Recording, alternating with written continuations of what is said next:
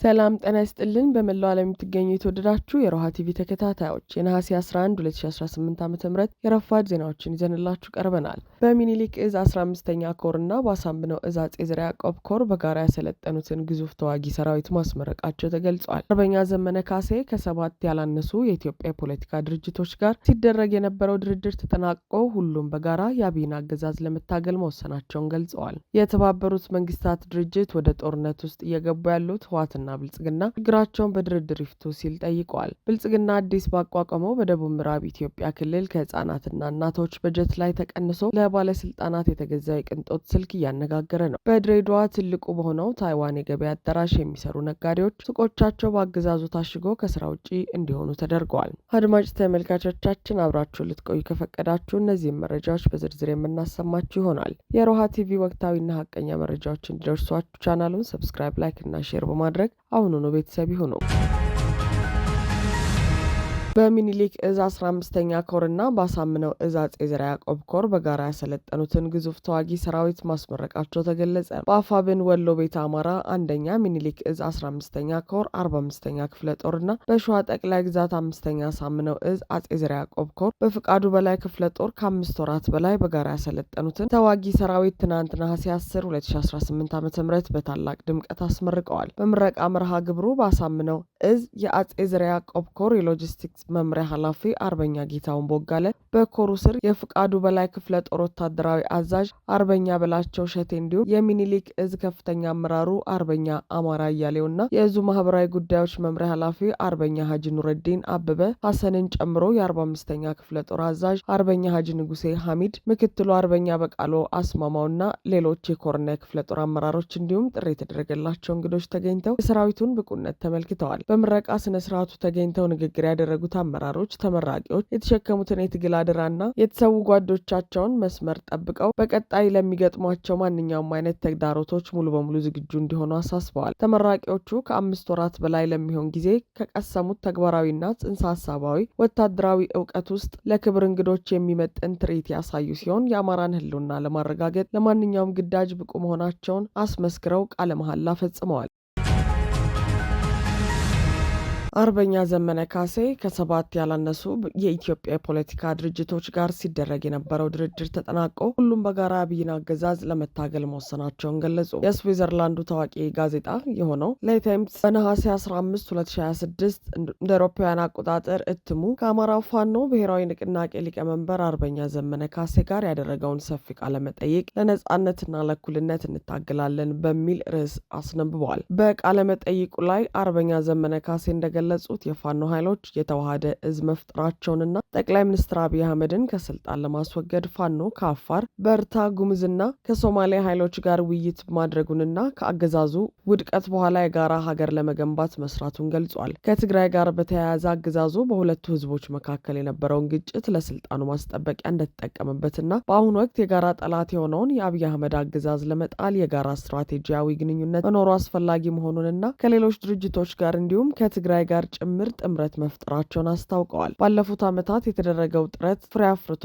ከሸዋ፣ ወሎ፣ ጎንደር፣ ጎጃም እንዲሁም ከወለጋ አካባቢ ያሉ የፋኖ ኃይሎች በአንድ የተዋሃደ እዝ ስር መሰብሰባቸውን በዘገባው ተጠቅሷል። ትግሉ የአማራን ህዝብ ህልውና ከማረጋገጥ ባለፈ የኢትዮጵያን መበታተን ለማስቀረት ያለመ መሆኑንም አርበኛ ዘመን አስረድተዋል። ከአብይ አህመድ አገዛዝ ውድቀት በኋላ የተሻለችና አብሮ ለመኖር የሚያስችል ሀገር ለመገንባት ከጉሙዝ፣ በርታ፣ ሶማሌና ኦሮሞ ኃይሎች ጋር ውይይት መደረጉንም አክለዋል። የድሮንና የከባድ መሳሪያ ጥቃትን በተመለከተ አገዛዙ በሲቪል ማህበረሰብ ትምህርት ቤቶችና ተቋማት ላይ ያለምንም ልዩነት ጥቃት እየፈጸመ መሆኑን ዘመነ ካሴ ለጋዜጣው ተናግረዋል። በተለይም ከአንድ ወር በፊት በቅድስት አርሴማ ገዳም ላይ የተፈጸመውን ጥቃት በማንሳት አገዛዙ የተባበሩት አረብ ኤምሬትስ ባቀረበቻቸው የቱርክ ድሮኖች መጠቀሙንና የእስራኤል ቴክኒሻኖች እንዲሁም የውጭ ወታደራዊ አማካሪዎች ጣልቃ ገብነት መኖሩን አመልክተዋል። ይህንን የአሜሪካና የአውሮፓ መንግስታት በሚገባ እንደሚያውቁት አብራርተዋል። በዚህ የጋዜጣው ዘገባ ሁለተኛ ክፍል ላይ የኦስሎ ኒው ዩኒቨርሲቲ ኮሌጅ ፕሮፌሰር ኬቲል ትሮምቮል አስተያየታቸውን ሰጥተዋል። ፕሮፌሰሩ የፋኖ እንቅስቃሴ ሰፊ የገጠር ህዝብ ድጋፍ ያለው ቁልፍ ኃይል መሆኑን ጠቅሰው በአማራ ክልል የተጠቃለለው ይህ ግጭት ድንበር ተሻግሮ ከሱዳን እስከ ቀይ ባህር ድረስ በመስፋፋት ቀጠናዊ ጦርነት ሊያስከትል እንደሚችል ዘገባው አመላክቷል። በተጨማሪም አብይ አህመድን የጋራ ጠላት አድርጎ በመፈረጅ በአማራና በትግራይ ኃይሎች መካከል የስልት ጥምረት ሊፈጠር የሚችልበት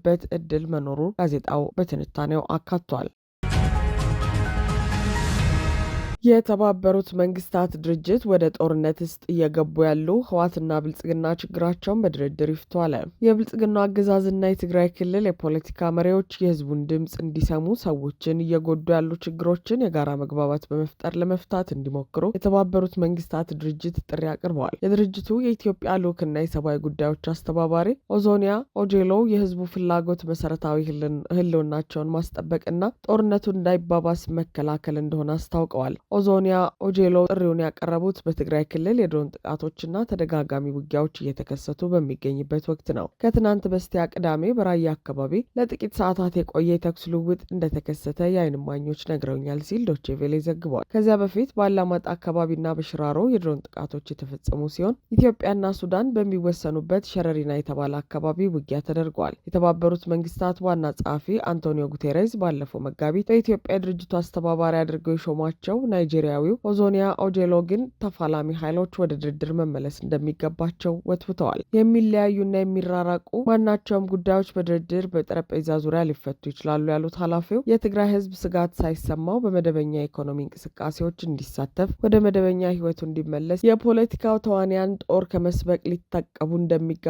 አሳስበዋል። በትግራይ ክልል 148 ቀበሌዎች እስካሁን የዝናብ ጠብታ እንዳላዩ የገለጹት የተባበሩት መንግስታት የኢትዮጵያ ልዑክና የሰብአዊ ጉዳዮች አስተባባሪ በኤልኒኞ የተባባሰው ድርቅ በክልሉና በመላ ሀገሪቱ ከባድ የምግብ ዋስትና እጦት እየፈጠረ እንደሚገኝ አስጠንቅቀዋል። በክልሉ የሰፈነው ውጥረት ፍርሃት እየፈጠረ ይገኛል። ስለዚህ ሰዎች በማህበረሰባቸውና በኢኮኖሚያቸው ላይ ኢንቨስት እያደረጉ አይደለም ሲሉ ከትናንት በስቲያ አርብ በቪዲዮ ባስተላለፉት መልእክት ተናግረዋል። ወደ ትግራይ ክልል ተጉዘው ከበርካታ ባለድርሻዎች ሲያነጋግሩ ህዝቡ ጦርነት እንደማይፈልግ በተደጋጋሚ መስማታቸውን የገለጹት ኦዞኒያ ኦጄሎ ውጥረቱ እንዲረግብ የፖለቲካ ተዋንያን ልዩነቶቻቸውን ለመፍታት የጋራ መግባባት ላይ እንዲደርሱ ይፈልጋሉ። የተባበሩት መንግስታት ፍላጎት ጭምር ነው ብለዋል። ተመሳሳይ ግጭት በአማራ ክልል በፋኖና በአገዛዙ መካከል እየተካሄደ መሆኑን የሚያውቀው ተመድ ተመሳሳይ ጥሪ ሲያቀርብ አይስተዋልም። ሆኖም ግን ይህ በህወሓትና በብልጽግና መካከል የተፈጠረው ውጥረትና የጦርነት ስጋት በድርድር የሚፈታበት ጊዜ አልፏል የሚል አስተያየት በበርካቶች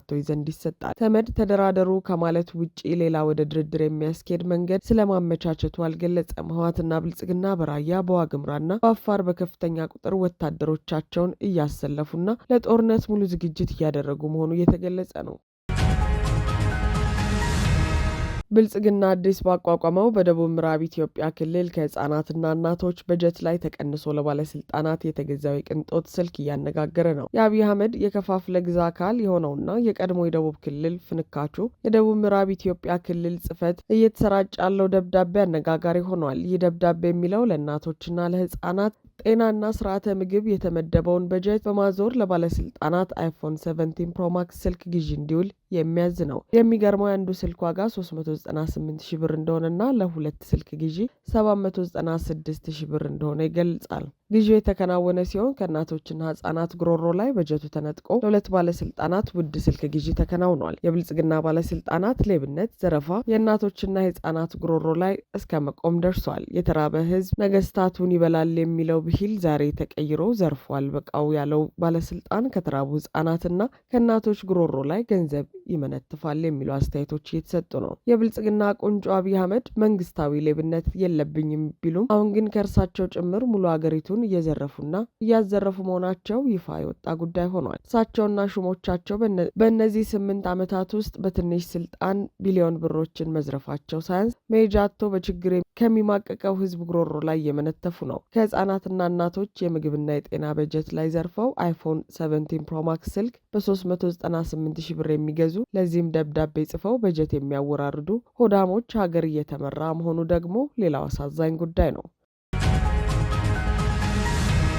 በድሬዳዋ ትልቁ በሆነው ታይዋን የገበያ አዳራሽ የሚሰሩ ነጋዴዎች ሱቆቻቸው በአገዛዙ ታሽገው ከስራ ውጭ እንዲሆኑ ተደረገ። በድሬዳዋ ከተማ ታሪካዊ ታይዋን የገበያ አዳራሽ በልብስ ችርቻሮ ንግድ የተሰማሩ ነጋዴዎች የከተማዋ ገቢዎች ቢሮ በጅምላ ባት ካልገባችሁ በማለት ሱቆቻቸውን ከሰኔ 26 2018 ዓ.ም ጀምሮ አሽገውባቸው ከስራ ውጭ መሆናቸውን ገልጸዋል። ተዋ ይሆናል የታሸጉት ሱቆች ያሉት ነጋዴዎቹ ቅሬታቸውን ይዘው የሄዱባቸው የተለያዩ የመንግስት ቢሮዎች ምላሽ እንደነፈጉ እንደነፈጓቸው ጠቅሰዋል። የፌዴራልና የከተማ አስተዳደር ጉዳዩን ትኩረት ሰጥቶ የታሸጉ ሱቆቻቸው እንዲከፈቱ፣ ገበያቸውን ያገናዘበ ህጋዊ ግብር እንዲከፍሉ፣ ወደ ስራቸውም እንዲመለሱ ጠይቀዋል። የከተማዋ ገቢዎች ቢሮ ያሸገብን ሁላችሁም ቫት መግባት አለባችሁ ብሎ ነው ሲሉም ገልጸዋል። ቫት ለመግባት አዋጁ አንድ ነጋዴ ቢያንስ ዓመታዊ ገቢው ከ2 ሚሊዮን ብር በላይ መሆን እንዳለበት ያስቀምጣል። ቢሮ አጠናሁት ባለው መሰረት ገቢያችን ከ1.5 ሚሊዮን በታች ነው። ለምን ሱቃችን ይታሸጋል ስንል ገቢያችሁ ከ2 ሚሊዮን አልፏል፣ ስለዚህ ሁላችሁም በጅምላ ቫት መግባት አለባችሁ ነው የሚሉን በማለት ነጋዴዎቹ በአገዛዙ የደረሰባቸውን በደል ይገልጻሉ። እኛ ደግሞ በሰራነው መጠን ግብር እየከፈልን ነው። ያለ አግባብ እኛን የሚያከስርና ከስራ ውጭ የሚያደርገንን ግብር እንድንከፍል ልንጠየቅ አይገባም ይላሉ። ከህግ ውጪ በግዳጅ ቫት ካልገባችሁ ተብሎ ሱቆቻችንን ማሸግ ይቆምልን ብንልም ከወራት በላይ በየቢሮው ብንመላለስም መፍትሄ ሊሰጠን የሚችል አንድም አካል ልናገኝ አልቻልም ሲሉ ገልጸዋል። በአዲሱ የግብር አከፋፈል አዋጅ ቁጥር 1395/2017 መሰረት እስከ 2 ሚሊዮን ብር ድረስ የንግድ እንቅስቃሴ ያላቸው 9% ይክፈሉ ቢልም የኛ መረጃ በእጃቸው ያለ ሁላችሁም በጅምላ ካልገባችሁ በስተቀር አንሰማችሁም በማለት ከስራችን በማፈናቀል ሱቆቻችንን አሽገውብናል በማለትም ምሬታቸውን አሰምተዋል። ቫት መግባት የኛ አቅማችን አይችልም፣ ችርቻሮ ነው የምንሰራው፣ በዛ ላይ ማወራረጃ ሬሲት አናገኝም፣ ስለዚህ በምናወራርዳለን። ሁለተኛ ነገር ደግሞ በጅምላ እንዴት ይገባል? የአንዱ ቤት ካፒታል ትንሽ ነው፣ የአንዱ ቤት ደግሞ ትልቅ ነው፣ እንዴት በጅምላ ይሆናል? እዩልን ስንል እናንተ ራሳችሁ ይችላል የምትሉትን ነጋዴ ለይታችሁ ስጡን አሉ ሲሉ አሳፋሪ ምላሽ እንደሰጧቸው ይገልጻሉ። እናንተ እጃችሁ ላይ ዶክመንት አለ፣ በዛ መሰረት ቫት ይችላል የምትሉትን ነጋዴ አስገቡ እንጂ እኛ መርጠን አንሰጥም፣ ምክንያቱም በምንም ማወቅ አንችልም አሉ። ትገባላችሁ ነው መልሳቸው ሲሉም ነጋዴዎቹ አብራርተዋል። ለዚህ አሳሳቢ ጉዳይ ትኩረት ተሰጥቶ ፍትሐዊ ምላሽ እንዲሰጠን፣ የታሸጉ ሱቆቻችን እንዲከፈቱልንና ወደ ስራችን እንድንመለስ ይደረግልን ብለው ጠይቀዋል። ስራችንን እንስራ፣ ተገቢና ገበያችንን ያማከለ ህጋዊ ግብር እንክፈል፣ አዳምጡን፣ በስራችን በርካታ ቤተሰብ አለብን የሚል ጥያቄም አቅርበዋል። አንድ ስሟ እንድጠቀስ ያልፈለገች ነጋዴ እኔ በበኩሌ ቫት ለመግባት አቅሙ የለኝም፣ እቃይም ቢታይ አይሆንም፣ 7 ቤተሰብ አስተዳዳሪ ነኝ፣ ከወር በላይ ማቆም ማለት ከባድ ነው፣ ስራ ቦታም መኖሪያም ተከራይቼ ነው፣ ያለሁበት ሁኔታ በጣም ከባድ ነው፣ ለልጆቼ ዳቦ መግዣ እስከ ማጣት ደርሻለሁ፣ መድኃኒት ሊቋረጥባቸው የማይገቡ ቤተሰቦች አሉን፣ እኛ ነጋዴዎች እየራበንና ኑሮ እየከበደን ነው ስትል መፍትሄ ትጠይቃለች። አገዛዙ ለጦርነትና ለሚፈጥራቸው ግጭቶች የሚያውለውን ገንዘብ ከህዝቡ በእንዲህ አይነት ማስፈራሪያና ህገወጥ አካሄድ እንደሚሰበስብ ይታወቃል። አድማጭ ተመልካቾቻችን የሰዓቱ የሮሃ ቲቪ ዜናዎች የተከታተላችኋቸውን ይመስሉ ነበር። አብራችሁን ስለነበራችሁ ከልብ እናመሰግናለን። ሰላም።